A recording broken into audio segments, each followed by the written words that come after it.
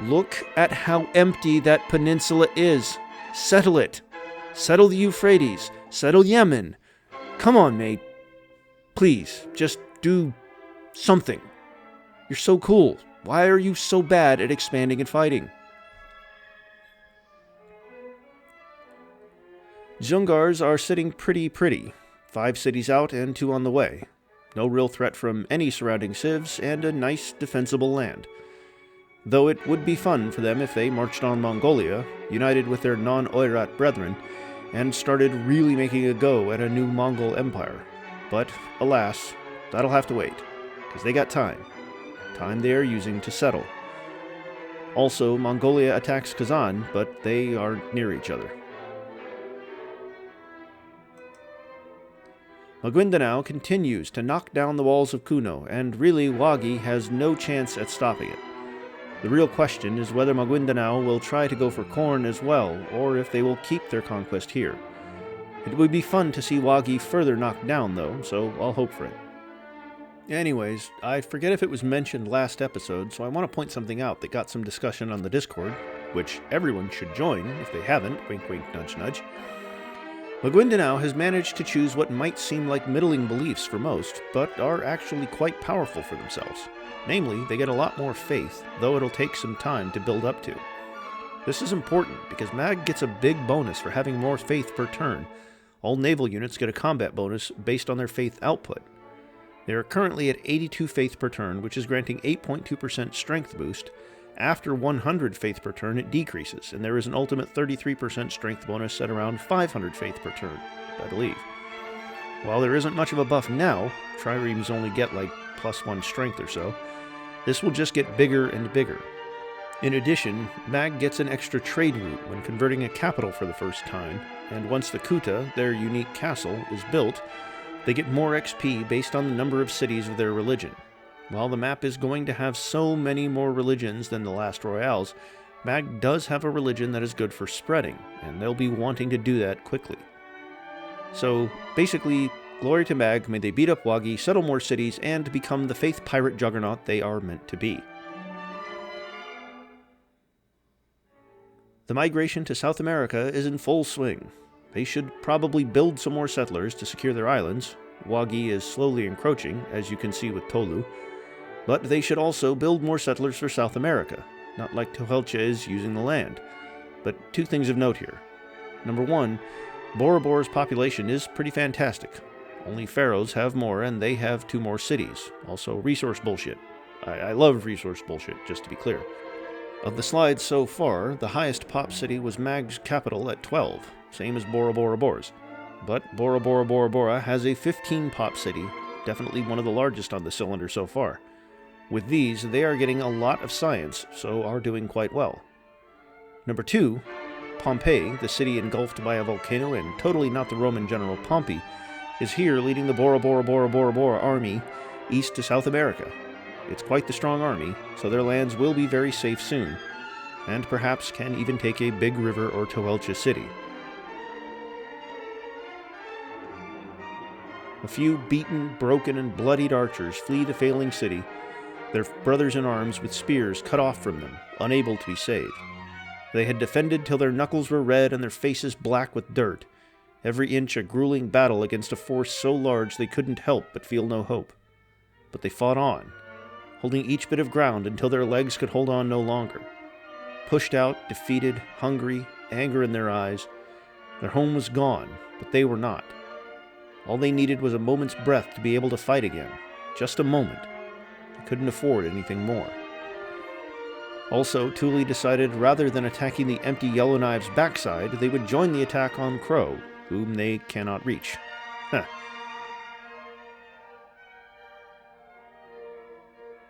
The cacique Huayranex, historically the son of cacique prophet Huacanagarix, and someone who just kept choosing appeasement in the face of the Spaniards. Seriously, did he learn nothing from Chamberlain?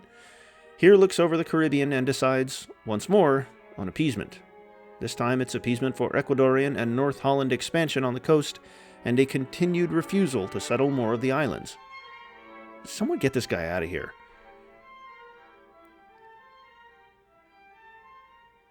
Bukhara very quickly knocks down Elista to the red, and it'll definitely be taken immediately.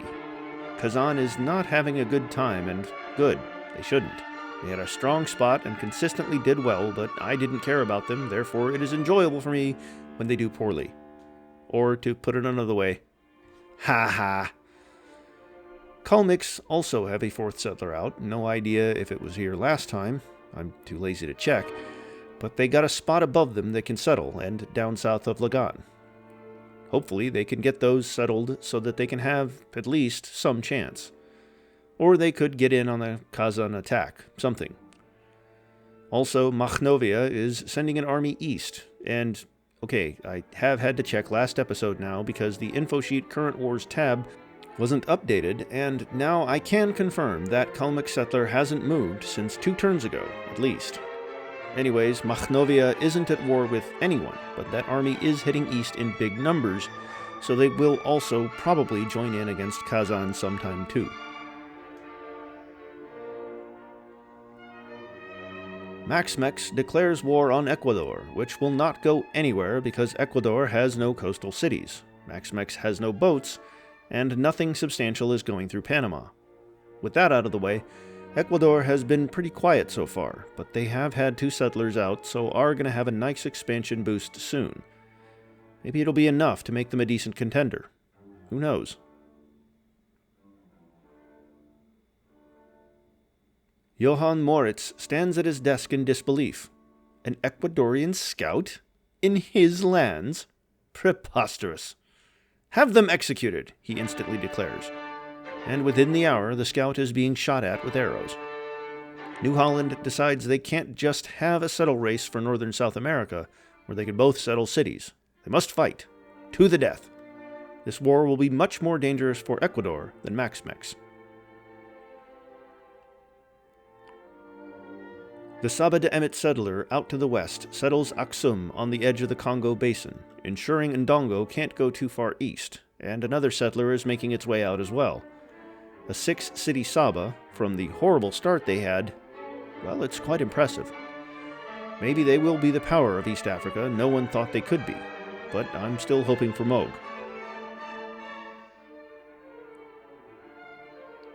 The Khofshuts have, in the midst of their settling spree, taken the time to get the religion of Bon in Dam. Presumably we will see the beliefs soon. Anyways, Khofshuts have 2 settlers still in their lands, Harappa is finally getting another settler out, and it's looking to block Khofshut expansion west. And Daiviet has a settler far too west for it to settle. They'll need to figure something else out there. Honestly, I'm quite rooting for the Khofshuts to do well. Maybe if they can get an army out and go take that city in Bengal, they can break out of the Himalayas. Bon has, beliefs. A little bit of gold that the AI doesn't really need, faster border growth, which is also meh. Their pantheon is their best thing, easily, since it seems they have a fair amount of copper, gems, gold, and silver. So, not great for them, gotta say. Hope someone else spreads a better religion to them. Poor Bon.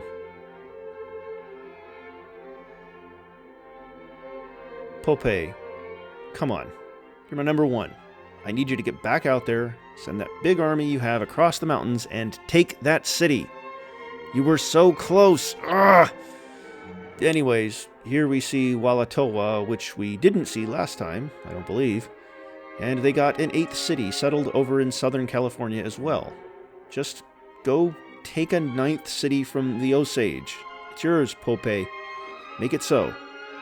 Then maybe take a 10th in Neoshode, just as a treat.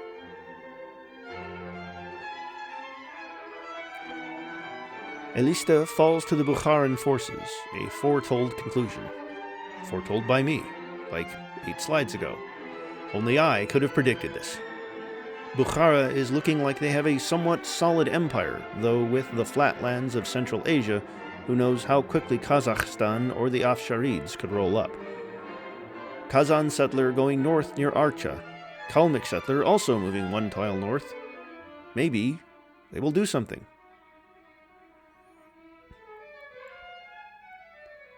Bavaria makes peace, getting nothing. On a more positive note for them, they finally built another settler to send north because their southern settler has just been stuck, not moving, but they might be a bit too late.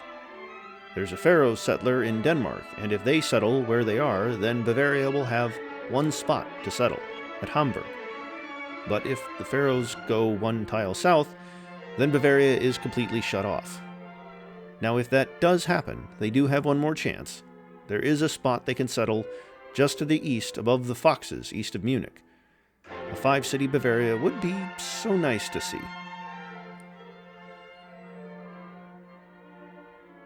Kuno finally falls, a nice victory for Kudarat. Though their army is looking pretty deflated at this point, so it doesn't look like corn is in the cards. Maybe I should have thrown in a corn reference here, but I don't know anything about them, so oh well. Wagi responds to this by building another settler, the freaks, on a leash. If Mag really wants to dominate, they're gonna need to actually compete with settlers rather than boats. But more boats is also good too.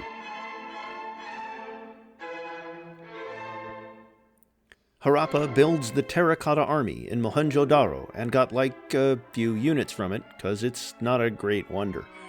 Well, at least it makes them more prepared for if the Afsharids attack, or if they want to go fight Vijayanagara easier.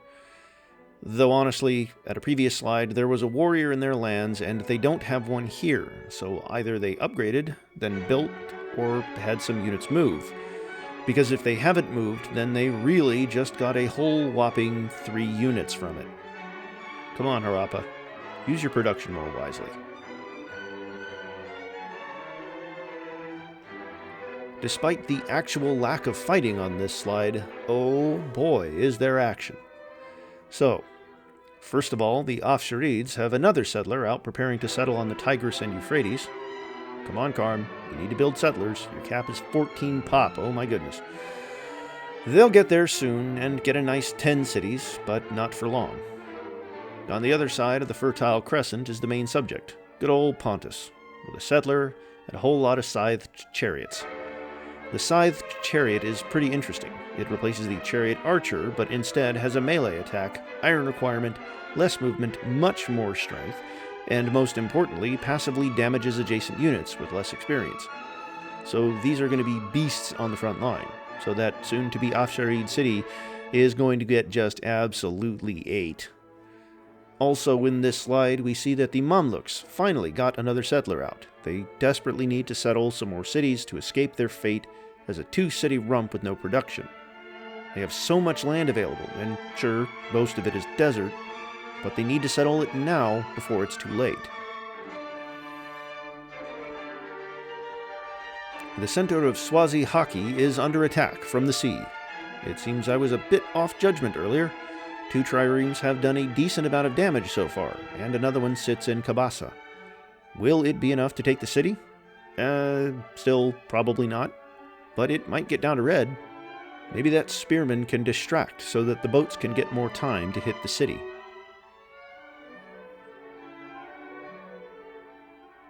Vagar is settled in the middle of the Danish peninsula, winning the race for Denmark, and just devastating for Bavaria, who can no longer settle Hamburg. Maybe they can send a unit up north to Sweden before Ume Sami settle it, but I doubt it. Sucks for Ludwig, you needed to better use your settlers. You could have settled Denmark ages ago if you didn't set your settler in northern Italy for so long. Pharaohs is just further securing their lead. This is a great outpost and a strong forward position for any future invasion on Ume Sami, or any of the mainland Europeans, really. In one of the tests I had seen, I think by Iris, hi Iris, Pharaohs had a great empire that went through northern Europe and south through Africa, but skipped much of Western Europe. It was funny. I hope they do it again. A single breath was all they needed. A single breath to gather the strength to pull the string, to launch the arrow, to strike the Yellowknife spearman's side, to kill him where he stood. To take back their home. The spearman's brother to the north followed suit, charging back into the city before arrows got him too. Yet, was it worth it? A few bows and spears in a broken and destroyed city, the sound of fire all around, the taste of blood on everyone's lips.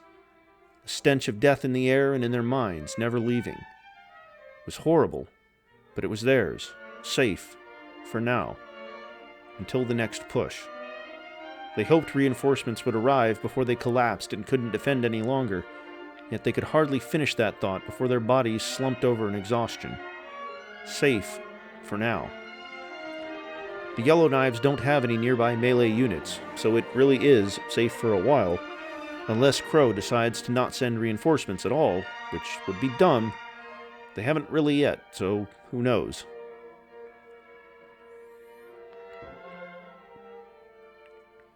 One Heinz Guderian finds himself bewildered, for he's no longer in World War II Germany, but he now finds himself in 1080 BCE in South Africa. For the German chief of the general staff, with no panzers in sight, and actually really a lot of people he would hate in sight, this is probably not a good time for him. But good thing he doesn't deserve a good time. Cool tanks, dude, but you're still a Nazi, so have fun dying. Mogadishu struggles to figure out how to attack either Ndongo or Rosvi, and Ndongo looks to be just about out of their attack on the premier hockey rink of the world.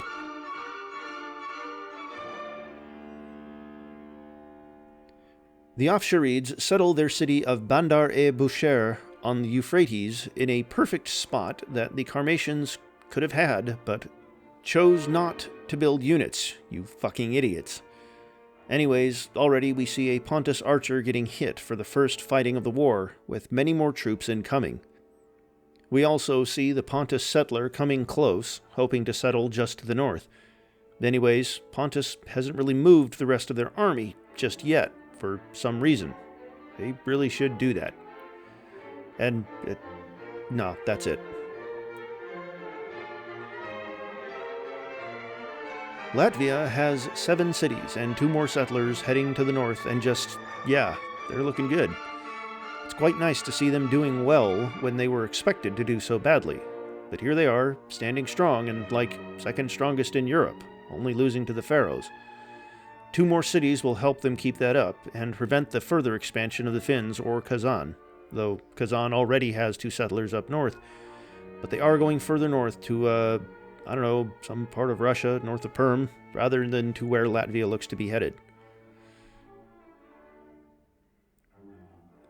Shang is back to attacking Mongolia, and it seems Sorghaghtani forgot the classic concept of defend your city. Why are your units up near Turfan? So with that, Daji will take the city pretty easily. Who knows if it'll go much further than that. Last time Shang wasn't willing to commit more troops to make such a push. But maybe the second time's the charm? Maybe? Perhaps? Potentially? On the chance? Possibly? Please? Just for me? Sierra Leone really should have seen this coming. Also, I maybe should have ranked Sierra Leone lower. I put them 14th for some reason. Guess I was just hoping they would continue some shenanigans and not be attacked. But alas. With this, Kanem Bornu is almost certainly going to take Bo in about 2 turns, if not just 1. But what I find interesting is that they have started this war with a lot of units past Bo. Maybe their strategy was to block Sierra Leone units from being able to send reinforcements before the war declaration. Or maybe they just thought Bo was as good as theirs already, so didn't even need to try. Either way, Bo will fall. I'm just not sure what else will.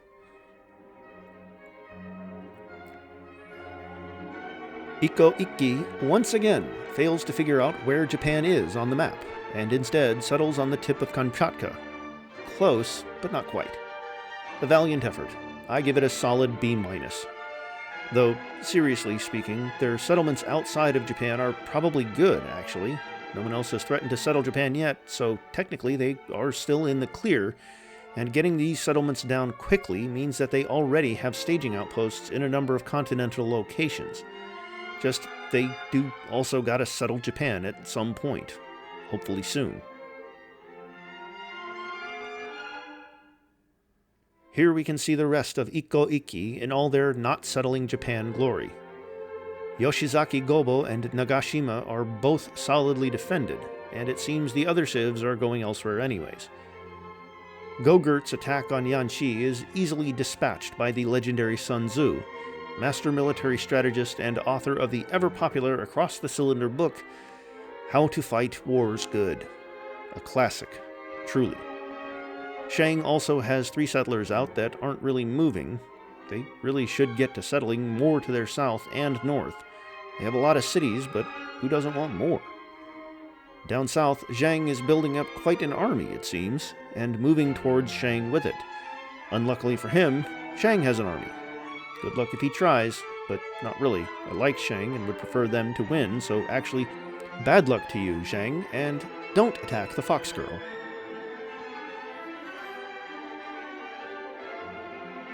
We get a nice proper look at the new Pueblo city of Kewa, settled down near LA or San Diego. Pueblo have a really good core right now, though could use another, 2 cities in the north, maybe one next to that oasis and one up near the Snake River. That'd be nice. Either way, nice to see them doing so well. But you know what they could be doing better? Go send out your units, Popeye. Stop having them stick around Taos and Aaku. There's a small line heading down to that Osage city, but it's not enough. Go. It should be your city by the end of this episode, Popeye. You have 60 slides or so to do it. Don't waste it. If old Sarai was so good, why isn't there a new Sarai? Huh? Ever think about that, Sorg? Sorg? I'm not sure how it should be shortened. But the city is now firmly in Shang hands as the two make peace, and Shang also pieces out with Gogurt. In light of this, Mongolia decides to send out another settler, east this time, maybe safer. There is a Gogurt settler also coming west at the same time, so better hope their spot doesn't get taken first.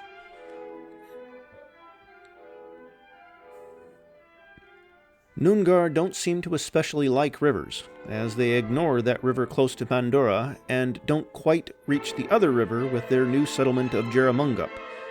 At least they can still get another settler to that river. Ignore the Palawa settler in Kriwa, it definitely won't go west. Noongar, do not let it go west. Do not! Anyways, a war between the two might go in Noongar's favor right now, which would be good, since if they wait much longer, then Palawa will just keep getting further ahead. Maytim is not defended at all, and Kriwa only has a few units. Noongar doesn't have too many units, but they have enough. They gotta start making moves now, before it's too late. Oh, I'm dumb. They also settle Ballardon, out in New Queensland. That's really nice. 7 cities is good. Another one can hopefully go west of Mandurah, and they'll have a nice competition for Palawa. But still, build 1 settler and go attack now. Six cities, 3 settlers, and a bunch of toggling harpooners. They're composite bowmen UU.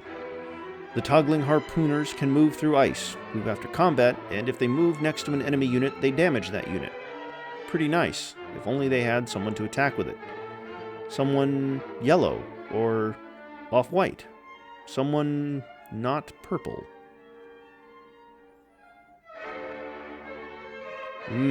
Glorious. Love it. Shondor Igotu decides, well, the Seneca aren't using the land, so I might as well. That's right, the Seneca have done jack shit at settling any of Canada. Easily one of the worst Seneca games they could have. And instead, the ever-expansive Pharaohs decide they don't just want a colony in Denmark, they also want one in northern Quebec. With how little Seneca has settled, this is just the beginning of a massive North American Pharaoh empire, one that doesn't even need mass conquest to form. As one of the biggest Mark II Iceland stands, it is nice to see the dream alive. The Pharaohs are a worthy apprentice. Also, Vijayanagara attacks Kazan, useless, and Kazan makes peace with Latvia, with no cities traded. Zhang is too slow to the draw. His army is in place, but before his declaration of war can be written, he receives one himself. Shang doesn't have any units ready yet, but they have moved 2 of their settlers out to the southwest and look to settle. But they are completely undefended, so if Zhang notices them, he might be able to stop them. Overall, though, I think Zhang is just going to waste more units. They wasted a ton trying to fight through the hellish path to Tanglong. Like, seriously, to go from Anping to Tanglong, they had to cross a grassland 2 jungle hills and a marsh hill, along with 3 rivers, and from Fuzhou, it isn't much better. That is just an awful war to fight. No idea how BV thought they might be able to overpower Daiviet when they had to go through the worst invasion terrain possible. So with that, I think Shang is just going to grind up their units and leave them weak again. Maybe Ikko Ikki can invade this time. Give them something fresh. Wasted so much production on units, it would be funny if they couldn't defend. Okay, so I was wrong.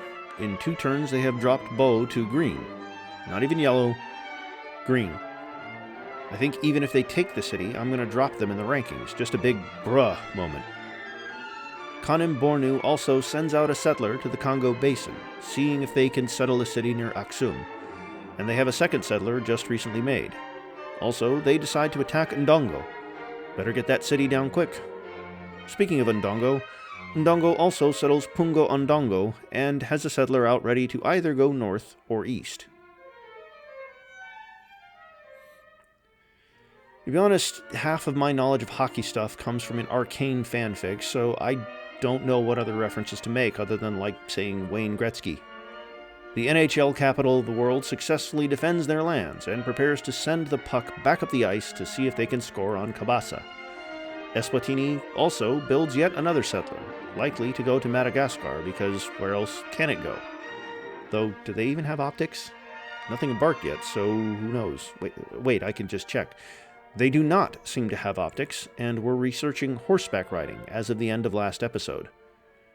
Also, Saba de Emmet attacks Ndongo, which won't go much of anywhere. Well, his hatred of non-Aryans was so much that Heinz Guderian fled north, all the way up to Pontus, who are more white, but still not quite Aryan. Point and laugh, everyone. Point and laugh. We can also tell Pontus is not taking any advice from him, because they aren't doing any sort of blitzkrieg. If anything, they are just mildly ambling around, hoping they reach their goal. Because of this, they are hardly any closer to the Afsharid cities, and now their settler is in danger, because they decided, no, actually, the Upper Fertile Crescent isn't actually cool. Let's go south, into the desert instead. Also, the Karmatians peace out with Kazan.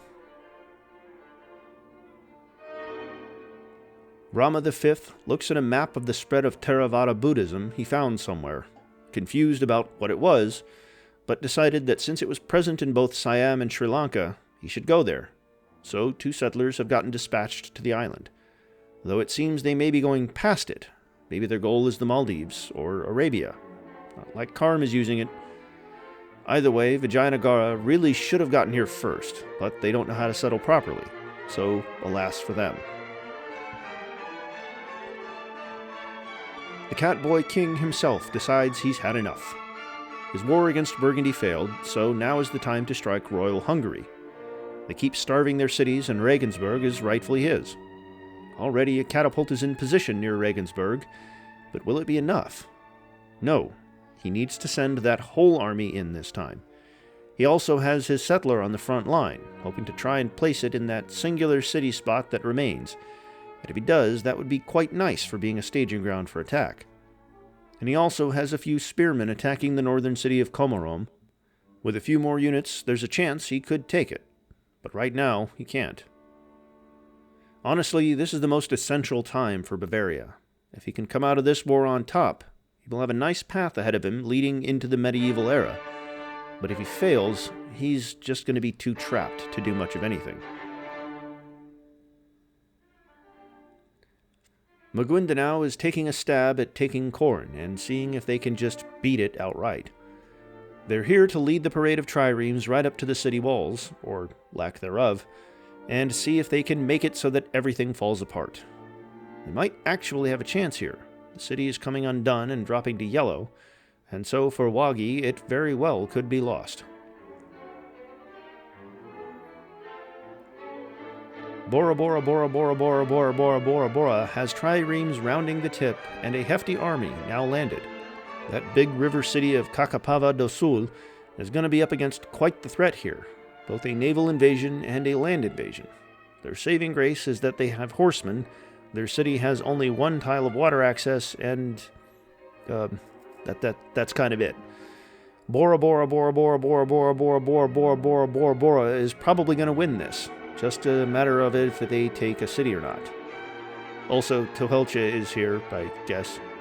They could use another settler, I guess. The last of the Yellowknife archers is chased out. The battle appears to be over. A glorious rest awaits. In between the bloodied bodies and hollowed homes lay the Crow protectors, slumped on the ground, unable to celebrate the victory they achieved. But they would soon. Everyone would soon. Hoisted into the air and paraded in their pitiful yet honorable state. Bakisi would remember their guard, the fervent apostles of the northern wall. A respite from the blood, a respite that should only be taken with alcohol and celebration. It is only right. The northern border of the Crow was safe, and the Yellowknives stuck, unable to go further. The war was as good as over. The Mamluks find themselves as the third-to-last civ to settle a third city. Shawnee only settled 2 and are fucked. Rosvi settled 2 and took 1. It's an alright spot, I guess. I would have proposed south on the Nile to get to the floodplains and coastal hills, so this city ain't gonna have much production either.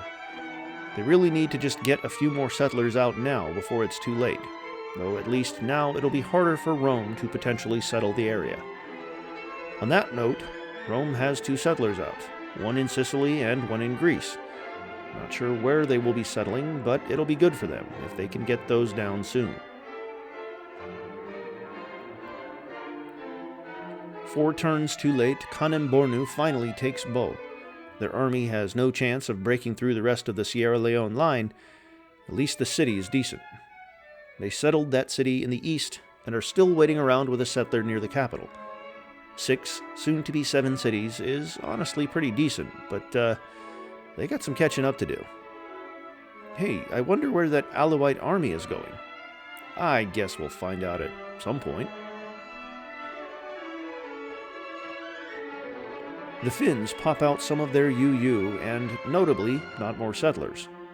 Their UU is the Kainulainen Huntress, a composite bowman replacement which requires iron except in cities with hills during a golden age, an oddly specific requirement. They may attack twice if on coastal hills, and if they attack a great person or a naval unit, they damage all other units of that type. Sadly for them, the Ume-Sami do not have a large threatening navy they have to quickly deal with, because it would be cool as fuck to see that. But despite my propensity for hot, capable hunter women, yeah, they really need settlers. Ume-Sami is a city up on them with a settler somewhere to the west, I believe, and the Finns have some of the worst stats on the cylinder. Sorry, the Finns have the worst stats on the cylinder, somehow less than Shawnee. Abysmal pop, abysmal production, abysmal science, abysmal military. Maybe Bukhara can take them out of their misery with that war declaration. Maybe.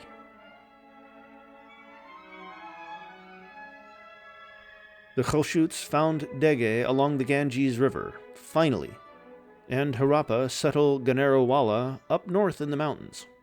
Both of the two have another settler out. Harappa even has 2. The Daiviet settler in the region has decided to just stop moving. Maybe they will be able to de facto settle that way. Who knows? And in the northeast, Shang also settle Jisyahu, with another one on the way. The area is getting crowded, so it's only a matter of time before war starts to break loose. A better view of the empire of the Fox Ladies.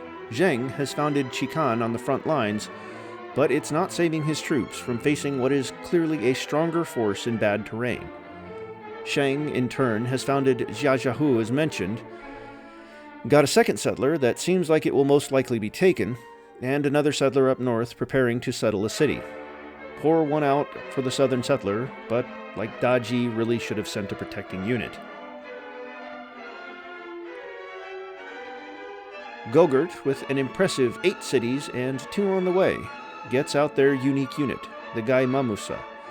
This horseman replacement can get terrain bonuses and move through rough terrain without stopping instantly, but it has fewer movement and can't move after attacking. It also earns XP 25% faster when trained in a Golden Age. Is Gogurt in a Golden Age? I have not the faintest clue. But what I do know is that these horsemen are going to be useful in the heavily forested north in case they get into a war with Nivch again. In response to the cruel declaration of war by the Afsharids against the poor Finns, Karm finally makes a move, attacking the newly founded city of Bandar-e-Bushehr. I told them at the start to settle the Euphrates, and it seems like they've decided that means let someone else settle, and then take it, which is remarkably in brand for them, but not what they need, really.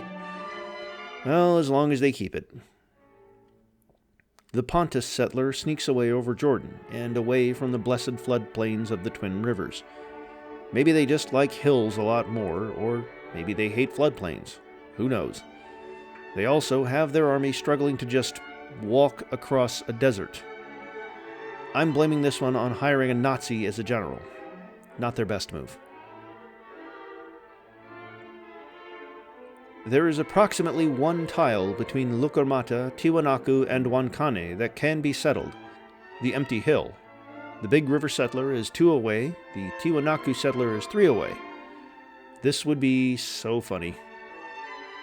Tiwanaku settled Ojo in the north and have a second settler near the Bora Bora Bora Bora Bora Bora Bora Bora Bora procession, but I hope they send it another way to not block my boys.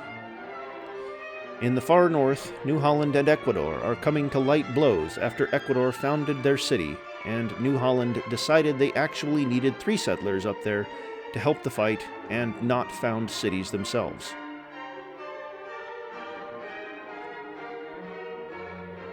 Big River has 3 settlers out right now, 1 between Tiwanaku and 2 more just sitting around. And at this point, unless they go around other civs, they can't settle. So honestly, they need to get a move on with that military. The Tiwanaku cities could be taken, or the Bora Bora Bora Bora Bora Bora Bora Bora Bora ones, though less now that they are reinforcing heavily, or even St. Louis. But if they just stand still, they'll never get anywhere.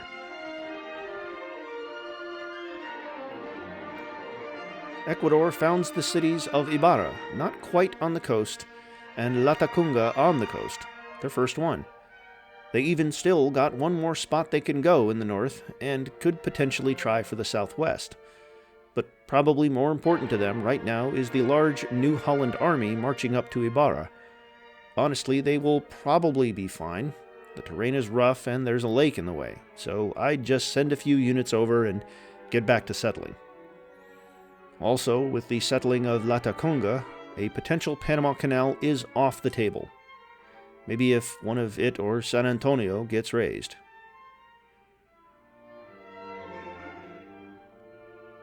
So that's why their attack was so shit. They were going after the Kalmyks, and the Kalmyks decided to send in reinforcement settlers. Not really the play, but let's see how it goes. Lagan has a good chance of falling. They also have a chance to snipe Bandar-e-Bushehr if they do some sneaky moves, but please don't. I want Karm to have at least a bit of success. Pontus also founds Trapezus, named after Jesus' bodybuilder brother, on the coast of the Red Sea. Should have been your land, Karm. Should have been yours. If anyone makes fun of me for forgetting that Pontus and Kalmyks were at war, I will cry. Straubing manages to be founded, slotted right in between all the surrounding cities. Royal Hungary's forces probably won't be able to do anything to it, so Ludwig should be fine there, but he needs to start killing off troops before he gets overrun. He has more production, so it should be fine, but just he has to do it before Elizabeth beats him again. Now, I'm all for vampiric women beating me, but I do want Ludwig to win at least. So get your act together and go fight. Oirat fight! Oirat fight! The Khelshut's most unfortunately placed city, one completely blocked off by mountains from themselves, is getting attacked by the king of Kul, Gucci Khan. With only 2 units defending, it's probably going to be an easy capture, unless the Khoshutes are able to funnel enough units to impede the attack enough to somehow stop it. But that's unlikely. Also, be lucky I didn't make a Gyat joke or something. 25 slides ago, I asked if Old Sarai was so good, why wasn't there a New Sarai? And boom! New Sarai.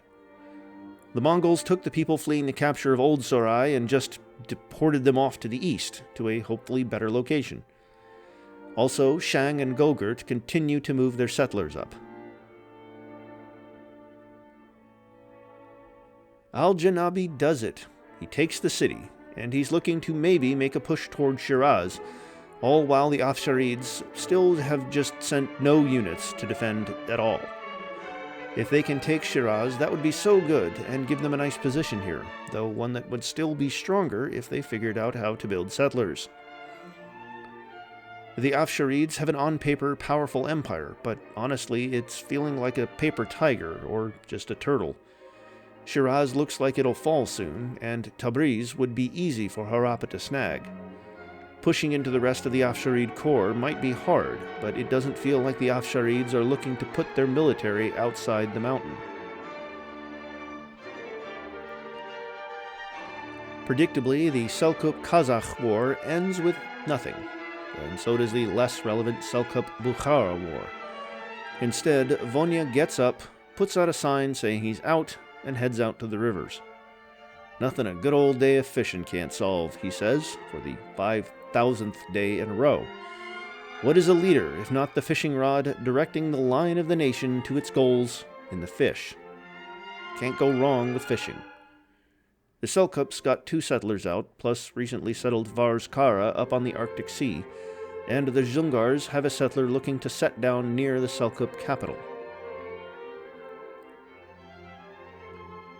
The Wagi have built the Gate of the Sun in their capital of Mount Hagen, which grants +3 gold and +1 food on lake tiles, of which they have none, and +15% growth in all cities, along with a merchant specialist slot.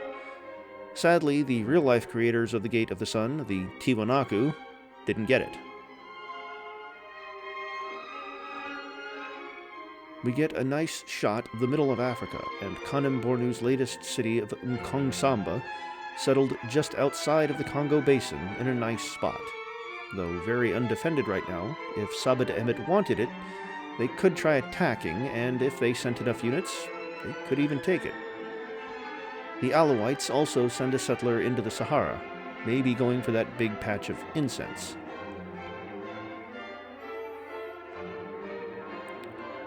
The Shang settler gets ganked, and the Zhang military continues to be ineffectual.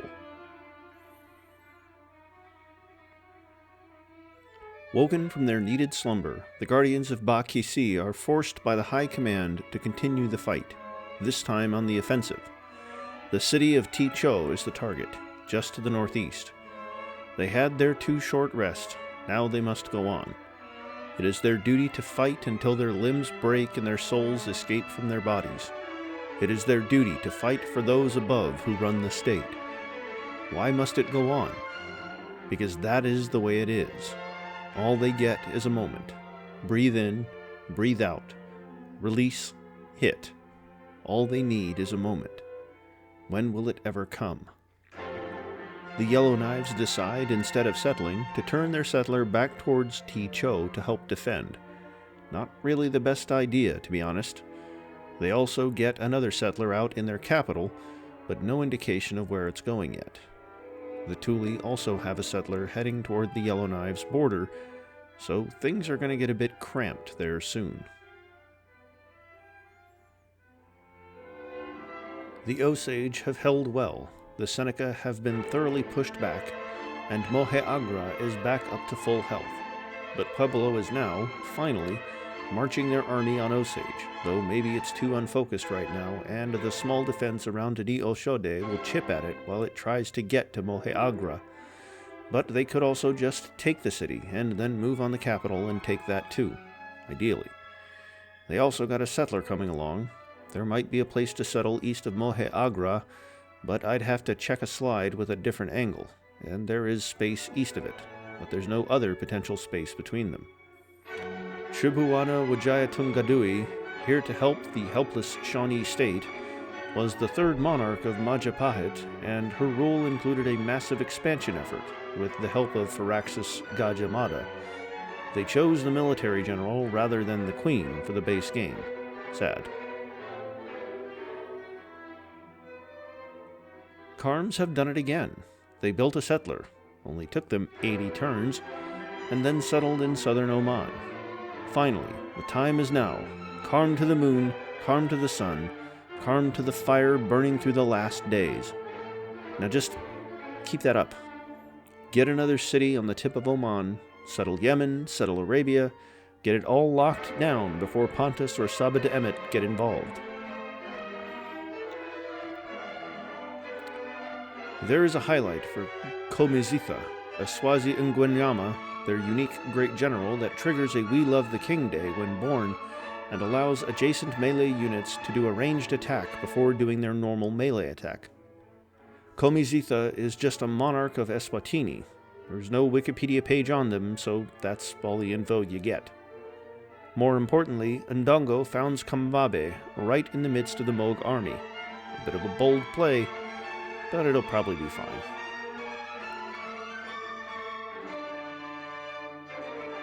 Palawa found another city on the land of the Kiwis.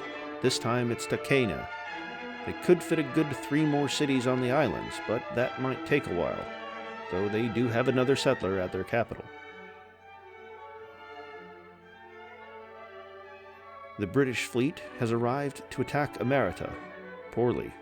Only got 1 tile of water access. They'd have better luck going a bit further south and attacking Barsino. Meanwhile, the Visigoths have gotten their Gardingo UU, replacing the Horsemen. The Gardingo yields culture when promoted, gains a level when present for the founding of cities, and may settle cities with all military buildings available at level 4. Now, sucks for them, but they can't settle anymore in Iberia. That settler in Asturias can't settle because Asturica is too close.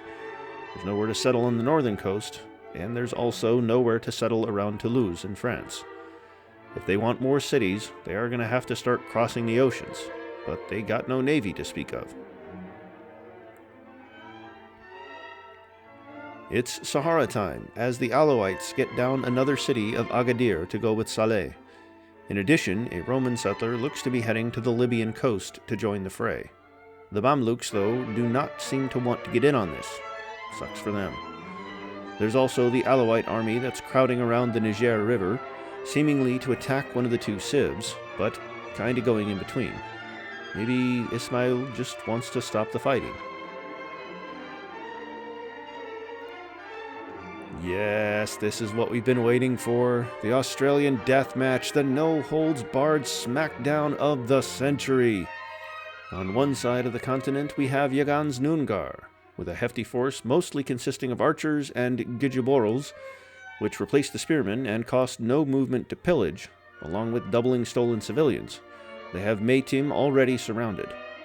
In the other corner is the Taranarera's Palawa, down on land but up on the sea. Taranarera is going to want to play safely so that her superior production can kick off, and she's also going to want to get that settler to safety quick, otherwise that's just 2 civilians for Noongar.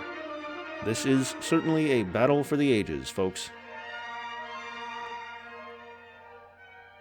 Umesami decide, hey, fuck you, Bukhara, only we get to attack the Finns, and attack Bukhara. Really, these 2 are just in a love-hate relationship, and we stand rivals to lovers and also rivals and lovers here, so I hope they enjoy their relationship. In the meantime, though, Umesami settled Lixuo in the south, got another settler soon to settle the tip of Sweden, and another settler heading north to the fjords. In addition, Latvia is getting a settler near to St. Petersburg. The Finns are really just running out of space to expand. It seems they are going to be stuck as shit forever. Also, Sierra Leone makes peace with Kanem Bornu, and Florida makes peace with Osage. No cities change hands. Bavaria has done good on defending Straubing, preventing it from being damaged. but they haven't really done much of an offensive at all. They've just dwindled their forces without making a proper move, deciding to make peace rather than continue the fight. Sucks for them, since they had just gotten Ferdinand Foch on the board, the Supreme Allied commander on the Western Front during World War I. He led a number of important defenses against the Germans, and led the 100 Days Offensive that won the war. Now he's here, working for the Germans, unable to plan out his next war-winning move. War has broken out between Harappa and Bukhara over the Kush. Both civs are sending settlers towards Afghanistan, and it seems Harappa really doesn't like that Bukhara is doing so. There will be little fighting here, but it's likely that Harappa is going to be able to secure the area for themselves at least. Well, they couldn't quite do it. They got so close. Corn is deep down to the red, but they just didn't build enough boats. It's all wrong. Come on, Mag, this is like your thing, boats, so embrace them. Wagi in turn decides to say fuck dying and instead sends out settlers, trying one more time to settle the Spice Islands and assert that they are here to stay. Or maybe 2 more times. They got 2 settlers in the area, and Mag just has no fleets to stop them before they can reach safety. Yangtze falls to black, and there's a warrior right outside the gates. No getting away from this one. The Khoshut people in the city are going to end up coloring the mountains red with how there's no escape. The Khoshut attempt to go through the mountain path just didn't materialize at all. Who knows what they're doing at this point. With the Dzungars about to solidify their hold over the Tarim Basin, they have a real nice protected core. These cities are hard to get to except through Irtish, and the floodplains and hills make the region pretty strong. Dalgan Khan must be feeling good about himself, and maybe start planning his next move for Central Asian domination. Kinky. Big River, rather than settle one spot between the Tiwanaku cities, instead pulls that settler back and sends another one to a gap on the New Holland coast, settling Porto Alegre and not even getting the gold 2 tiles away. It's good that they are getting more cities down, but really, they still don't have enough. Porto Alegre would fall to New Holland instantly unless Big River manages to take St. Louis quickly, and that'll be hard with the terrain. Breathe in, breathe out, fire. The lake-straddling city gets hit with their arrows, but arrows are not enough to take the city. Breathe in, breathe out, fire. Their fingers calloused, hard like stone. Their arms ache, every pull of the bowstring bringing pain to their overworked muscles. Breathe in, breathe out, fire. Why are they still here, just to suffer against an endless enemy? Their arrows near useless against the walls of Ticho. The only harm is to their own bodies. Breathe in, breathe out, fire. They can never stop, not as long as the command exists. They must repeat their actions over and over, the bows made to be part of their bodies, an amalgamation of wood and fiber and flesh. Breathe in, breathe out, fire. No rest for the saviors. The Yellowknives found Nechagodo on the coast of Lake Superior rather than on the Hudson Bay, and it's immediately harassed by a few Crow units. They also settle Ekati Ndi on the northern coast. Thule is also sending over settlers, 3 in fact, and honestly they might just be easy pickings for the Yellowknives. That lake, either Great Bear Lake or Great Slave Lake, is going to make it hard for Thule to reinforce these cities, and they're right next to the Yellowknives' capital. The Taino continue to not settle cities, and instead enhance Catholicism. They got a fair amount of units, but units are useless when you have no one to attack and you refuse to expand. Maybe they can use their triremes to attack Florida or something. With the lack of Taino settlements, both Max-Mex and New Holland decide they want some of the Caribbean. Maybe this is the chance the Taino are looking for to expand, become the military behemoth they were meant to be. Like They have 3 caciques already, which replace the Great General, so, go use them? Mayday and Martyr as it falls quickly to yellow and looks soon to fall. Nothing can really stop it now. But Palawa thinks they will follow what so many others have done so far and bring back their settler so it can help in the fight. Like there's a spot to settle up next to that Vijayanagara trireme. But no, they gotta bring the unit directly next to multiple Noongar units. Brilliant planning. Pinjara is also taken down to green by the Palawa Navy, but I don't know if it'll be enough. Noongar has some boats they can fight with, along with an archer shooting down, but Pinjara has 2 water tiles of access, so they might be able to overwhelm.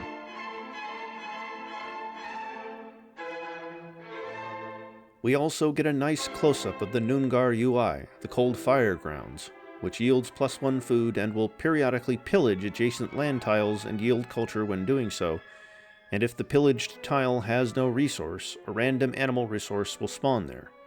Their UA also gets benefits from this, as repairing pillaged improvements gives a burst of food. All 3 of their uniques involve pillaging. It's quite nice. Palawa also has some pillaging in their UA, as pillaging trade routes and improvements can upgrade the pillaging unit and grant a tech boost if the enemy has discovered the unit's upgrade, though Palawa has more techs than Noongar, so I doubt that'll come into play here. Also, while here, Latvia pieces with the Finns, for nothing. Rome pieces with Sierra Leone, also for nothing. We get a look at the new Taino religious beliefs here. Their pantheon and enhancer mean that Catholicism will be pretty expansive. The Matas Mandirs is a nice building to boost their science. Their other follower gives production, science, and faith for temples and courthouses. And their founder gives some nice faith. Taino will be getting a lot of faith, and will be able to spread that faith quite far, but all of the meaningful bonuses will be something everyone can feel. Don't believe we've seen this yet, but it's the religious map. Here we can see how there's little religion going on in Europe. Only the Ume-Sami have something really, and it's stuck up north. Africa has some religions that haven't expanded at all. Northern Asia is super empty. Both Australians got their own, but have yet to expand, and South America also remains unexpanded. The religions of note are clearly Dai Viet's Mahayana, which is really expansive, and it doesn't even seem to be enhanced yet, but they get a lot of faith from their marshes and are using them to spread to Siam and Zheng. And Pueblo's Kachina, which has expanded to all of Pueblo's many cities, though not much else yet. They have 2 buildings, which is always good, and some other nice bonuses. These 2 religions have a huge head start on everyone else. The only other major one is the Ume-Sami, who will probably be able to expand a lot due to the lack of anything else in Europe. A bunch of civs are becoming kingdoms, though Huagi has decided to let the commons be the dominant faction rather than the nobility. We also have a horde, peasant republic, republics, maybe consulates, I don't know, and some theocracies. Whole lot of tribal governments, some with dominant factions. The Mamluks and Tuli have a priesthood, despite having no religion. Same to Rosvi and Gogurt. Now this section has a lot of dominant factions. We got the priests, the populists, the nobility, the peasants, and whatever the settlements mean. It's amusing that Royal Hungary is currently dominated by peasants and not the royals. And the last of them, the Machnovists, decide that actually oligarchs are pretty sweet. They're wrong. Glory to Mother Anarchy! And also, we're here, with our tribe in exile, though I think we should have our own special government. The Watchers, ruled by Nebi. We exist outside the notion of government. We're merely watchers to the fun. Burgundy is sitting pretty with 5 cities and 2 settlers that could go settle Brittany, but instead choose not to, because why would they do that? They also have a great prophet that they are yet to use, but it would likely be quite good for them given the previously seen lack of religion in Europe. But they do have Sennacherib, the second king of the Sargonid dynasty of the Neo-Assyrian Empire. He fought with Babylon a bunch, and therefore he's an enemy to us. Down with Sennacherib! Down with the Neo-Burgundian Empire! Makhnovia faces a double declaration from both Latvia and Pontus, both of whom are a danger. But it looks like, to start, things are going well. Ekaterinoslav is already taking damage, and shouldn't be too hard to capture, given that reinforcements cannot reach it, and it's all flat land between it and the other Makhnovist cities. And Rzekne is quickly being surrounded and hopefully taken, unlike last time. Makhnovia also has a settler in a valid spot to settle, so they better do that before the Kalmyks click the button first. This is a bad move for Latvia. They are quite strong, but their units just aren't in the right places to defend, and the land between the two empires is too forested for them to defend quickly. Makhnovia can also put the 2 cities into anarchy while their units are nearby, making it so they won't be able to produce defenses themselves. Things are really turning around for the anarchists.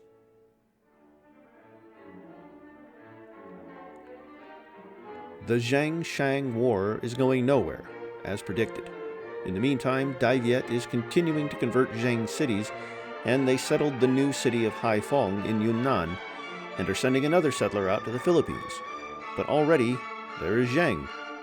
Not there is Maguindanao, who started in the Philippines, who isn't building settlers to settle their own island, like an idiot. Iko Iki, don't think you're off the hook. I'm watching you. If you let someone else settle Japan, I will defenestrate you. The Dzungars take Gyangtse. There's nothing Gucci Khan can do about it. Should have protected your indefensible city a bit, now shouldn't you? Gucci Khan responds by continuing to meander around a settler in his east, rather than settling the western Himalayas. Also, it seems despite declaring the war, Harappa has backed off from Afghanistan and is just letting Bukhara walk in their settler. Bold move. Let's see how it plays out. A nice shot of Maxmex, where we can see that they have founded the city of Santa Fe off the coast, and are sending another settler out into the Gulf. Maxmex is doing really well for themselves, honestly, so keep it up. Also, here we can see Pueblo having another settler in California. Maybe it'll go down Baja California, or go back and grab that spot around the Mojave, or maybe it'll go west off to Hawaii. That'd be fun. They also have concentrated their army towards the Osage capital, rather than try another attempt at Mohe Agra. The Palawa settler is taken, Maytim falls easily, and the offense against Kriwa begins. Things are looking really good for Noongar here. Palawa has just no land units at all, and so Noongar can sweep through Kriwa and then maybe go even further. But taking Kriwa will solidify themselves as the leader of the continent, at least for now. The Palawa attack on Pinjara, their only real move, is getting bogged down. The Noongar trireme has gotten in the way, and they got 2 archers off the shore that can shoot. Don't think they'll take it. This is not going well for Palawa at all.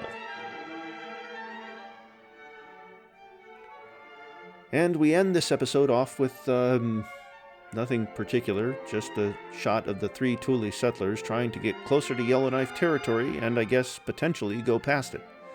There totally isn't anything about the Karms taking Shiraz like the absolute beasts that they are. Let's go, the Fertile Crescent is yours, Abu! Woo! Also, the Bakisi saviors are there, but this is the last slide, so it will be a bit too much if I do another narrative bit for them. Just keep them in your memories. Now, some things not quite covered in the narration that are on the map. Obviously, Karms taking Shiraz. Let's go! New Holland settling north of Tiwanaku, but no progress against Ecuador. Gogurt founding a city to their west, and Nivk founding a city on the Arctic coast, while Shang still hasn't settled their northern settler. Pharaohs found another city on the northern Quebec coast. Selkoops found another city to their northwest. With that, thank you for listening to my rambles, though I didn't do as much as I could have. I blame feeling bad while writing this. I hope this was enjoyable. I've been Orange, and I'll see you again sometime later in the season. You can't get rid of me. And this is Doc Ito saying, we don't really want to get rid of you, Orange. Come on, what are you, crazy? Forget it. You're beautiful. We love you. To the rest of you mooks, good night. Bora